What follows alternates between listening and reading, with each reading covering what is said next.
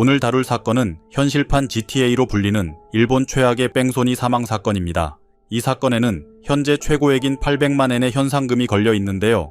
용의자의 신상을 공개한 뒤 무려 9,000건에 달하는 제보가 쏟아졌다고 합니다. 하지만 사건 발생 3년이 지난 2025년 6월 현재까지도 경찰은 범인의 행적조차 파악하지 못하고 있는 실정입니다.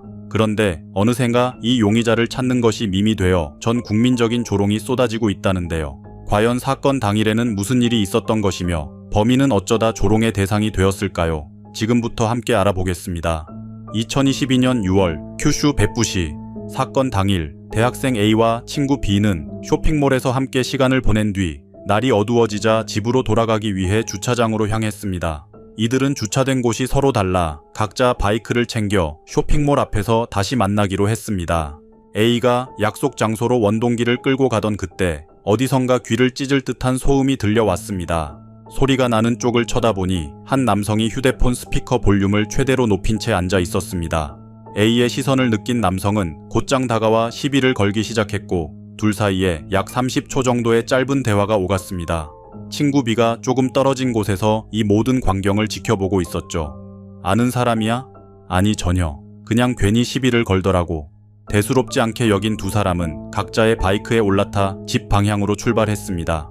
불과 몇 분 뒤 약 500m 떨어진 교차로에서 신호 대기를 위해 멈춰 섰을 때였습니다. 바로 그 순간 등 뒤에서 아주 날카로운 풀악셀 엔진음이 들려왔습니다.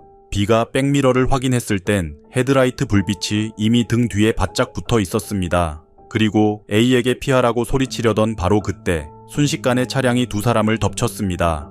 둘은 반응할 틈도 없이 몇 미터나 날아가 아스팔트 바닥에 처박혔고 B가 타고 있던 바이크는 바닥에 불꽃을 튀기며 50m 앞까지 미끄러져 나갔습니다. 이 사고로 A는 끝내 목숨을 잃었으며 B 역시 중상을 입었습니다. 차량 문을 열고 나온 사람은 조금 전 A에게 시비를 걸었던 남성 하타 요이치였습니다. 더욱 충격적인 것은 전신줄을 들이받아 앞부분이 형체를 알아볼 수 없을 만큼 찌그러진 차와 달리 그는 겉으로 보기엔 아무런 상처 없이 멀쩡해 보였습니다. 그리고 쓰러진 두 사람의 상태를 잠시 살피는 듯 하더니 아무런 응급 조치 없이 그대로 현장을 떠나 사라졌습니다. 전형적인 뺑소니 사고와는 달리 그의 도주 방식은 상당히 기이했습니다. 게다가 신발을 놔두고 맨발로 도주한 것은 정말 상식적으로 이해하기 힘든 행동이었습니다. 경찰에 따르면 그는 제한 속도 40km인 도로에서 무려 100km에 육박하는 속력으로 질주했으며 현장에는 급정거를 시도한 흔적조차 발견되지 않아 고의일 가능성이 크다고 합니다. 주변 CCTV에는 요이치가 차도를 오가며 맨발로 걸어다니는 모습이 포착됐으며 최종 목적지는 현장에서 약 2km 떨어진 요트하버 쪽이었습니다. 경찰은 부랴부랴 대응에 나섰지만 얻은 것이라곤 사건 이틀 뒤 해변에서 발견한 그의 티셔츠가 전부였습니다.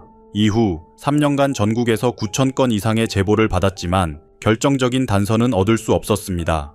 한 방송사에서 그의 주변인 약 20명 정도를 심층 취재했습니다. 놀랍게도 그에 대한 평가는 극과 극으로 갈렸는데요. 먼저 그가 유년 시절을 보낸 치바현의 지인들은 의외로 긍정적인 평가를 내놓았습니다. 흉악 범죄 용의자에게는 대개 부정적인 증언이 쏟아지기 마련이지만 그들은 요이치를 조용하고 부드러운 인상의 학생으로 기억했습니다. 하지만 대학 시절을 함께 보낸 친구의 증언은 180도 달랐습니다. 이 사건을 처음 뉴스로 접했을 때 놀랍긴 했는데 걔라면 충분히 그럴 수 있다고 생각했습니다. 이 증언을 뒷받침하는 섬뜩한 일화들이 있었습니다. 친구의 교통사고 소식에는 자신의 보험 사기 경험을 자랑하듯 떠벌렸고 갈등을 해결하는 방법에 대해 이야기하다가는 아무렇지 않게 이렇게 말했다고 합니다. 그냥 차로 쳐버리면 되잖아. 가장 유력한 시점은 이지메를 당했던 고등학교 시절로 보입니다. 고등학교 2학년 때 같은 반 학생이 지우개를 던졌다는 이유로 흉기로 중상을 입히고 도주했다가 체포된 전력이 있습니다.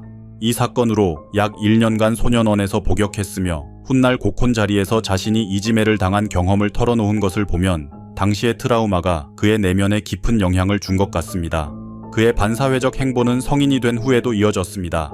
매칭 어플에서 만난 여성을 납치 및 감금하려 했던 혐의로 집행유예를 선고받기도 했죠. 이때가 교통사고 발생 약 1년 전이자 유치장에서 약 2달간 갇혀있던 시기입니다. 이러한 성격은 연인 및 대인 관계에서도 고스란히 나타났습니다. 4개월간 교제했던 전 여자친구는 그가 운전대만 잡으면 다른 사람처럼 난폭하게 돌변한다고 증언했습니다.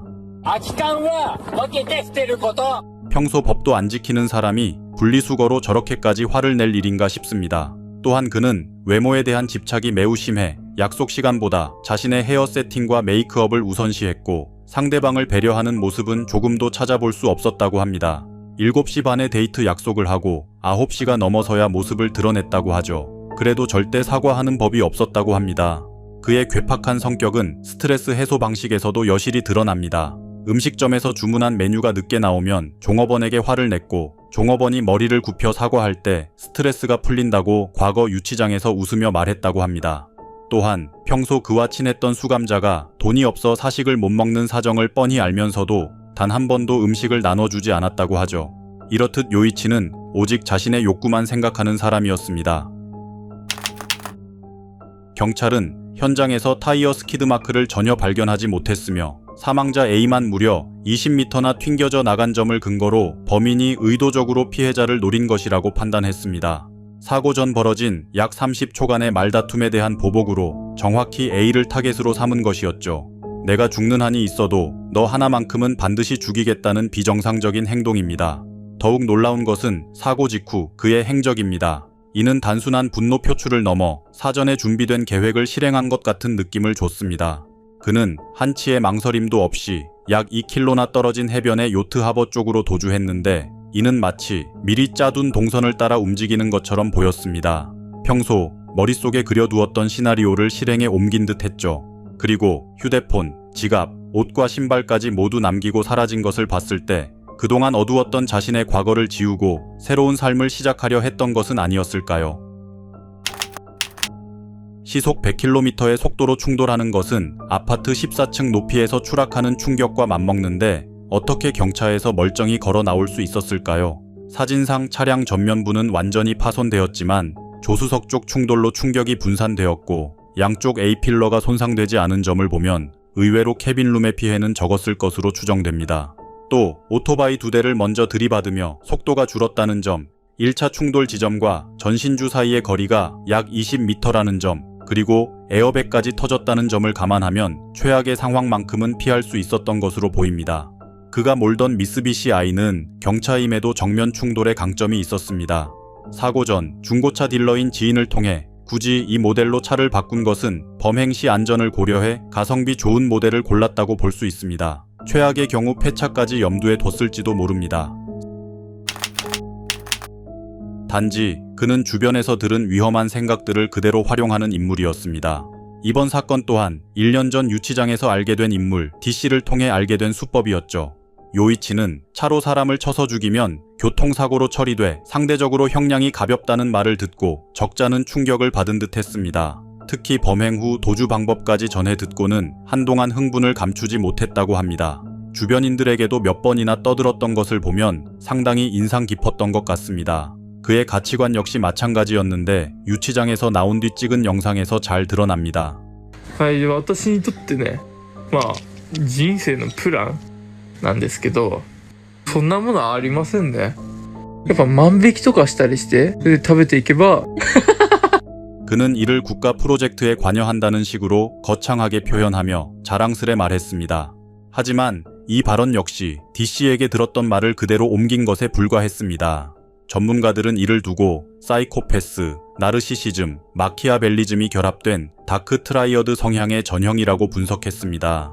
이들은 자기 중심적인 가치관만을 기준으로 삼기 때문에 타인에겐 사소한 일도 본인에게는 참을 수 없는 굴욕으로 느껴집니다. 요이치처럼 장기간 도주에 성공한 사례가 아주 없는 것은 아닙니다. 2007년 린지 앤 호커 살인사건이 그 대표적인 예입니다.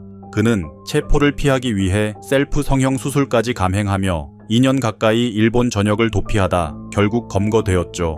그렇다면 요이치는 지금 어디에 숨어 있을까요?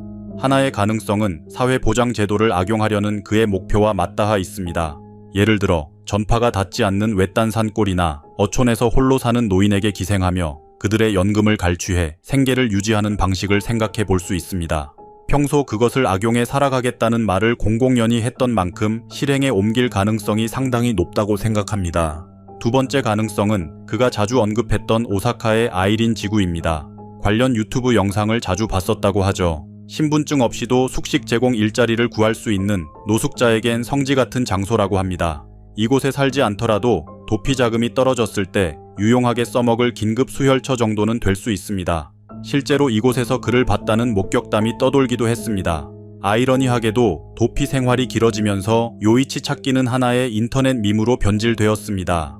많은 사람들이 SNS에 그를 조롱하는 게시물을 올리며 지금도 실시간으로 능욕하고 있죠. X에서는 요이치 수색 인증이 유행이라고 합니다. 말도 안 되는 상황에서 요이치를 찾고 있다는 내용을 붙이는 식입니다. 또 오타니 쇼헤이의 10년분 급료를 벌려면 요이치를 10년간 매일 3.5명 잡아야 한다는 계산법이 나오는가 하면 닌텐도 스위치2를 살 돈이 없으니 요이치나 잡으러 가자는 식의 농담을 하기도 했습니다. 일부 대학에서는 요이치를 수색하는 동아리가 생기기까지 했죠. 한 사람의 목숨을 앗아간 비극적인 사건이 놀이처럼 가볍게 소비되는 현실은 분명 씁쓸합니다만 이런 관심이야말로 그가 절대 벗어날 수 없는 가장 촘촘한 감시망이 될 것 같습니다. 여러분은 이 사건을 어떻게 생각하시나요? 댓글로 여러분의 생각을 남겨주시면 감사하겠습니다. 구독과 좋아요는 제작에 큰 힘이 됩니다. 시청해주셔서 감사합니다.